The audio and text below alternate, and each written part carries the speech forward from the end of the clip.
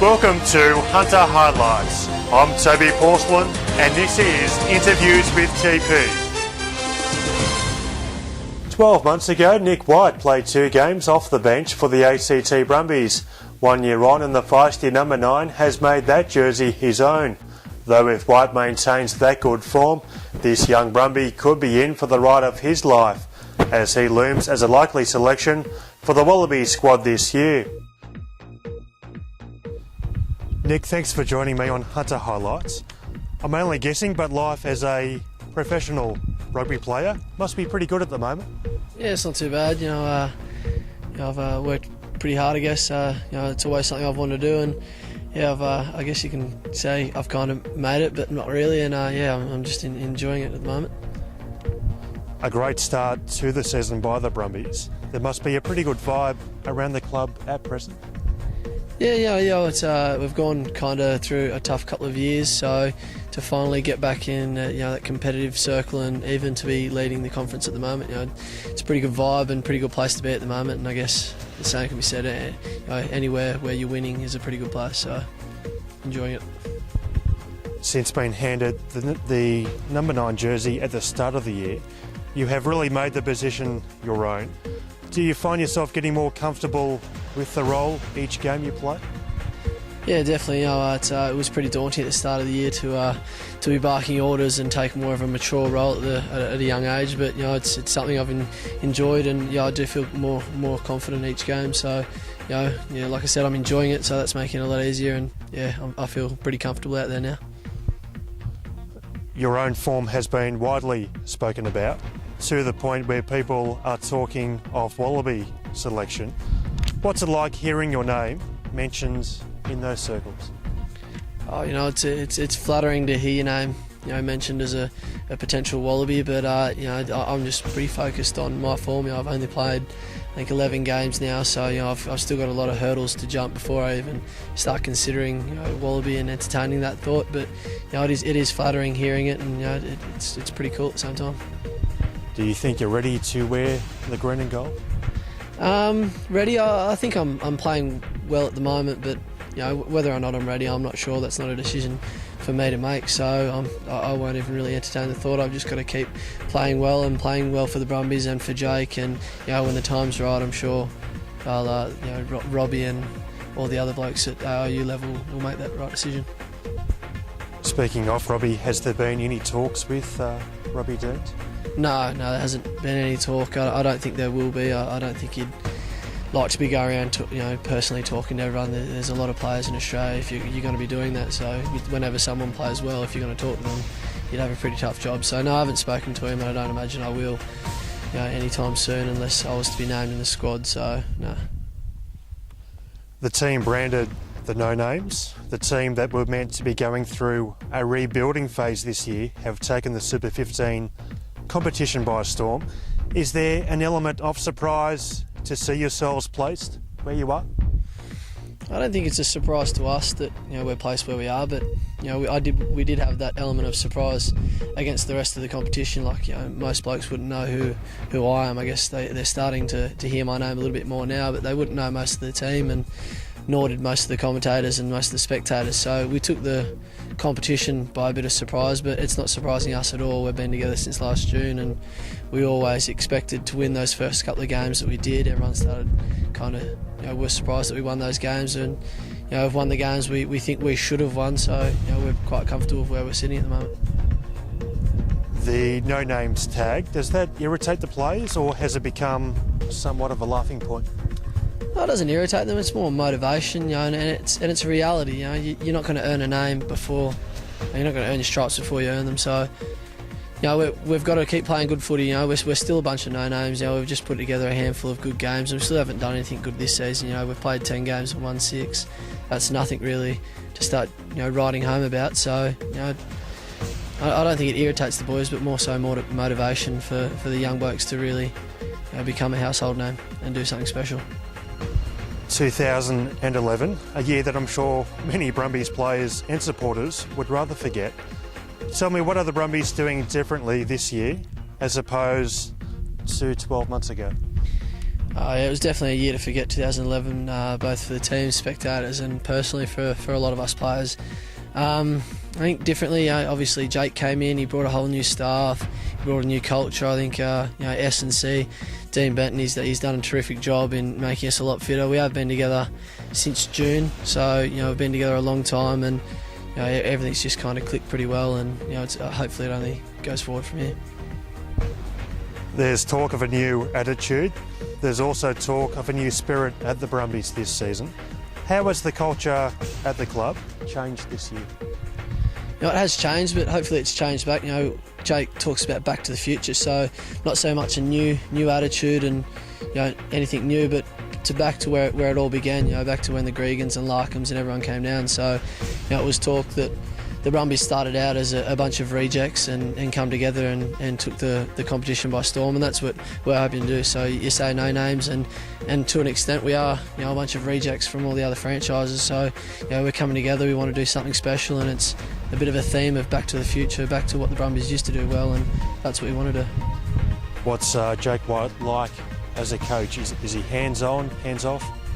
He's pretty hands-on. He likes to get in there. He also does well at surrounding himself by good coaches. So we've got Steve Larkham, who's a great backs coach, and Laurie Fisher, a good forwards coach, and Jake does the defence, and he's very good at that. So he's pretty hands-on. He's always down at training, and he's always likes to get amongst all the boys, and he's very well respected, and it's very much a boss mentality, whereas he's boss and everyone has to listen. So I think that really works well with the group we've got. I understand that Jake White often calls upon various prominent people to speak to the team every few weeks. What's the underlying message that he's trying to achieve from these talks? So he gets in former players usually, and sometimes a couple of special people just before games.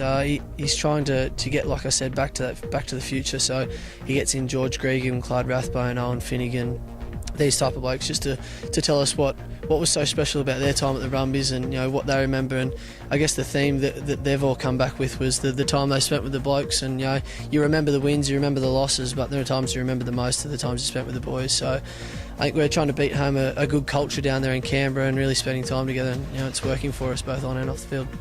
So having those former players come in and speak to the team, it's something which the current crop of players really embrace? Yeah, 100%. For me, like when George Gregan comes in and talks, I really listen. Then when Owen Finnegan comes in, the locks really listen. And when we have Patricio Noriega come in, and I know Dan Palmer and Benny Alexander were pretty keen to listen. So every week it's for all of us to listen, but it's pretty special for also certain players to meet their idols and heroes that they grew up watching. To end last season on such a sombre note, then to see so many top-line players leave the club because they were off contract, were you at all apprehensive about how this season would play out? No, yeah, there was a lot of talk about the turnover of players, and a lot of good players left. But it was also, for me personally, it was a time for me to show what I could do, and there's a lot of players in the squad that would have been thinking exactly the same thing. Yes, it is my time now. The Brumbies have gone through some heartaches, and finally I can show what I can do, and I think that's why we're doing so well. It's an opportunity for all us young blokes, and we're all taking it with two hands, and we've waited so long, sitting behind those blokes like Matt Giddo for Robbie Coleman and Josh Valentine for me, so Michael Hooper sat behind George Smith for a number of years and really taking that opportunity with two hands. So it's an opportunity, we've all waited for it, we're all taking it, and I think that's why we're doing so well. Beyond Jake White, you talk about the coaching staff in Laurie Fisher and Steve Larkham and also George Gregan. You really are in the hands of some true rugby royalty down there, aren't you? Yeah, I am. Sometimes you have to pinch yourself and go, George Gregan's teaching me how to pass and whatnot, and Stephen Larkham's catching some of my passes when I am doing those passing sessions. So it's pretty surreal sometimes, but at the same time they're just blokes. And they beat home. Just message me and call me whenever, and they really just want to help. And that's I think the best thing we've got down there. They genuinely just want to help you. So it's pretty cool. So you have formed a fairly tight knit sort of relationship with George. Yeah, I have. I've had a couple of coffees with him, and I've been over to his house, and he's just really nice. I think he's just it's just a chance for him to kind of take that step from playing into coaching, and he's relishing working under Jake, as is Steve Larkham. So it's an opportunity for them to learn as coaches, and they're teaching us, so we're getting all the benefits out of it, which is pretty cool. The Hunter Valley and halfbacks, there's a common theme developing there, isn't there? There's been a couple, Luke Burgess and Josh Valentine, and I learned a lot off Josh when I was down in Canberra for a number of years. So I don't know if there's something in the water up here, I'm not sure, but it seems to be working. A question a bit from left field. I believe you are abstaining from drinking caffeine on game day. Tell us about that. Yeah, well, a lot of blokes take caffeine before games. I don't think it's any secret anymore that there's no-dos out there, and there's also different type of caffeine shots that you take before games just to make yourself alert and that kind of thing. But I think Bernie said to me, you're pretty buzzing already, so there's probably no need to take it. So we tried not taking it, and it worked. I seem to be a little calmer on the field and a lot less jumpy around. So it's just something we looked at kind of doing for game days, which has now worked into just my everyday life. I try to limit my caffeine take every day as much as possible. I don't like coffee anyway, so I don't drink it, but I just don't take those caffeine shots before games, and it seems to be working for me because I seem to be a lot calmer, and being in the position I am at halfback, I need to be a pretty calm personality. So looking at the rest of this season, what's on the to-do list, and what are your aspirations for the rest of this year? Well, the to-do list for the team is obviously to go as far as we can, make the finals. Brumbies, it's been since 2004 since they've made the finals, so make the finals. Ideally go all the way and win it. Hopefully, if we win the Australian Conference, we get a home semi, which goes a long way into winning the comp.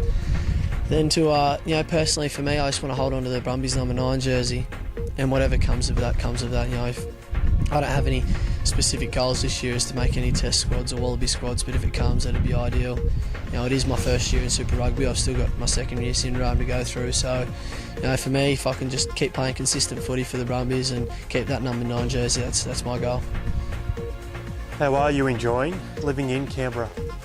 Yeah, really good. I've been down there for close to 4 years now since I left school. So I'm really enjoying it, really starting to get to know the people down there. I've got a nice little group of friends outside of football as well as my football friends. So no, I really like it. It's not quite the coast, but it does have its perks of cafes and restaurants, and like I said, I've got a nice little family down there now. So it would be remiss of me not to ask about the beard.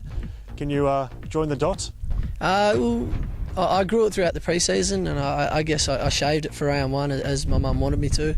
I got sick shortly after round 1, so I kind of said it was a little bit like a Samson type beard. I needed the beard to be healthy, so that's my excuse at the moment. There's no real story to it. I just enjoy having the beard. A couple of us boys down there in Canberra are representing the beards, and I'm not going to put a date on to when I'll grow it to because I don't want to pigeonhole myself, but I think it might be here to stay. Has anyone from Largs Pub spoken to you about possibly becoming an ambassador for the Bushrangers Bar and Brasserie? No, I haven't heard that. That's the first time I've heard of it, but I'm sure after this interview, a couple of blokes will be on me about that. Well, Nic, many thanks for your time this morning. Keep up the great work with the Brumbies, and hopefully we might see you in a Wallaby jersey come June. Yeah, fingers crossed. Thanks, mate.